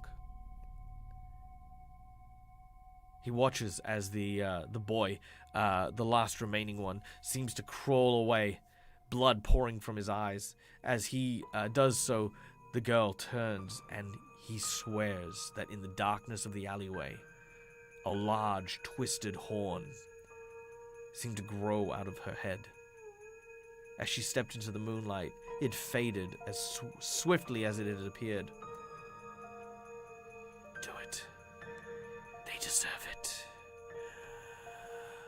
You will not hurt us again. Whispering, the drunk thought, but there was no one else here. She leaps once again, clenching the pipe, raising it above her head as she brings it down. And because we have hit a hype train level 3, the drunk turns and grabs hold of the girl. Whoa, there, easy. That's enough. They've had enough, they have. Look at him. Teeth knocked to the ground, blood pouring from them. It was amazing how light this child was. Skin and bone. The child struggled and yelled and roared. It was almost like a feral creature more than a human being. As it struggled, the boys panically stood and ran, separating, one going down the alleyway and one heading back out into the streets. The girl's body goes limp. The drunk's hands loosen their grip. That was... Look, I can't say that they didn't deserve that, but you need to understand, like, you can't go that far, or the guards will have you. She turns and looks at him, her eye glowing, a very, very brilliant gold. She says, "The guards have never helped me before. Only she does. She? Me." And as soon as he says that,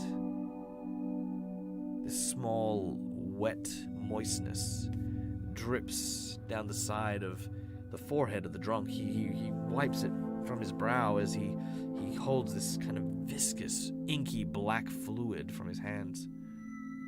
He looks around. There's nothing here. He looks at the child. The child is gone. He looks down the alleyway. He looks back on the street. He's alone. Another glob pours from his head. He looks up and sees the child clinging to the wall, its vicious claws dug into the brickwork. Its head twists as it leaps down onto the top of our poor, unsuspecting drunk. And that, ladies and gentlemen, is our level 3 short story. We hope that you enjoyed it. We hope that you have an idea of our new villain, who shall be called... What shall we call this? Legendary...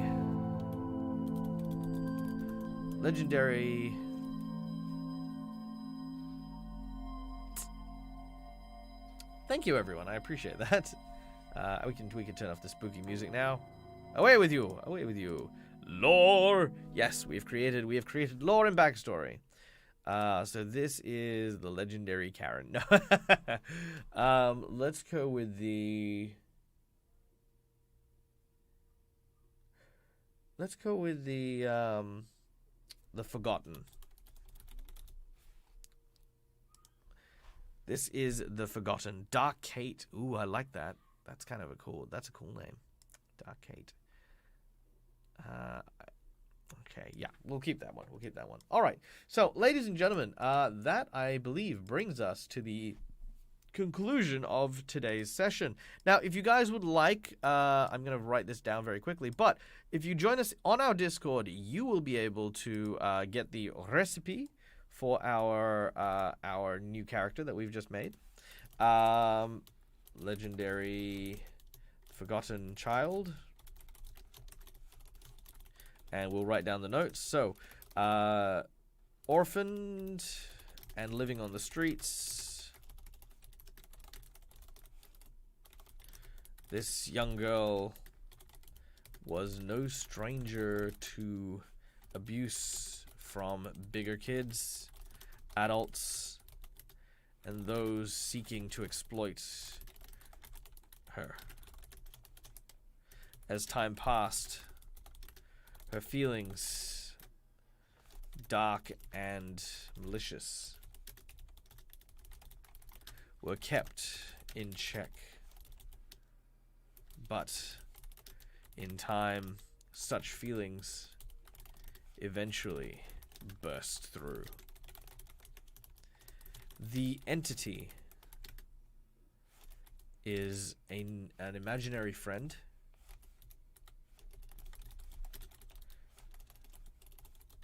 created to protect the Forgotten.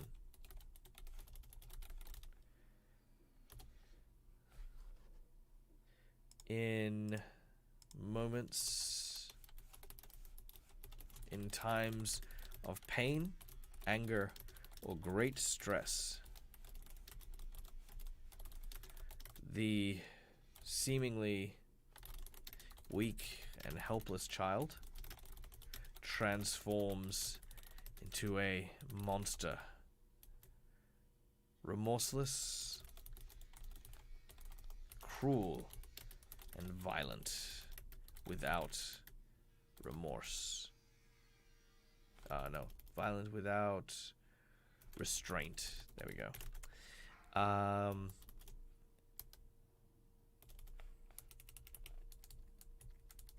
Done. Bam. There we go.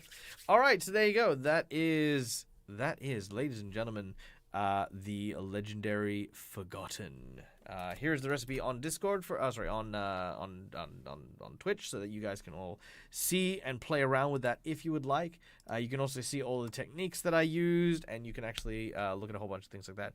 May I share a mini that you made? If not, yes. No, yes, absolutely. So the last segment of today's session is, if anyone has Heroforge minis that they would like me to review or to check out, please share me the share link in the chat, and we will take a quick look. In the meantime, I'm going to use this opportunity to see who is online, who is running around, and who we can go and raid once we are done. Let's see. Ooh, Dice Cream Sandwich is floating about. Yeah, let's go raid Dice Cream Sandwich. So we'll do that. All right. All right. McBluff, what is the miniature that you have here?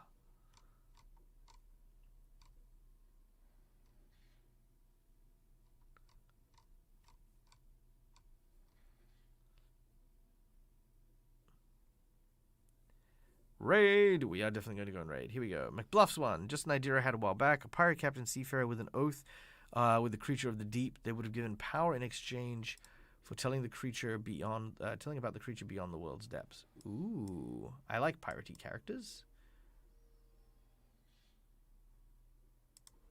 Let's open this up real quick.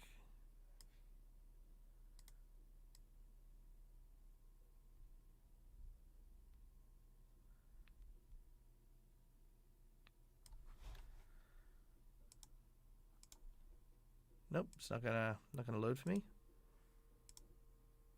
All right, one moment. I just need to.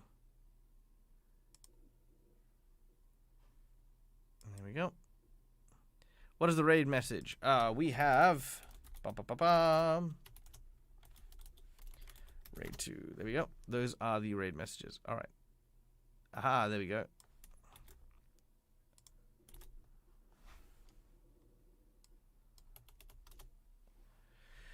Okay, let's take a look at this lovely one. So Dag's seen these ones already, but you're prior to these ones, the Dryad and the Oracle. Okay, let's, I'll queue those ones up as, oh, I'll queue one of those up as well. That's really cool. I love that. I love the color that you used for the water as well, like that transparent plastic, then the actual glow there. That's super cool. Good eyeline, good use of the tattoos. Amazing, amazing. And I love the pearl, like that pearl, that looks like a rose pearl as well, which are actually very, very rare. No, this is outstanding, Mac. Well done. Kudos. I love the details on the different colors of the shells as well. So yeah, lots of awesome stuff. Lots of very awesome techniques there. Yeah, very oceanic, very, very sea foamy. And this is, yes, the Dryad from Myth. Love the tats, yeah. Cool. Another good use of the tats there, as well as the new fairy clothing outfit that you actually have now, that we have. That's really cool. That's really cool. I love the boots. I love the tattoos. Probably the only thing I would say is I'd have something in that hand. I would have like a glowing effect. Like maybe I would add like a lighting effect of like maybe like this, like kind of a pink color kind of deal. Oh, you've already got one there. Yeah, there you go.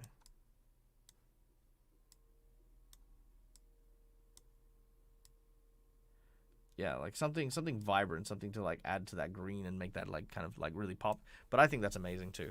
I think that's amazing too. I'm here. The art looks incredible. Yeah. Oh, thank you, big boy. Thank you so much. Okay, cool. Jasmine Bailey with the other 100 bits. Thank you so much. You are wonderful. And please send all of my best to you and all things fantasy. All right, ladies and gentlemen, we are going to go and raid our friends over at Dice Cream Sandwich, where, of course, we have none other than the infamous Quincy playing. So we're going to go and send some love to Quincy because we love Quincy, and we're just going to go hang out. There you go. All right. Thank you very much, everyone. I hope that you guys have a wonderful rest of your day. We are going to be back tomorrow, bright and early, 3 hours ago, whatever time it is now, 3 hours ago. We are going to be right here playing Fool's Gold once again with Quincy and a whole bunch of other people in the Dingo Doodle campaign setting. So be sure to come and check that out. Until next time, guys, as always, from me to you, game hard or die trying. Bye, everyone!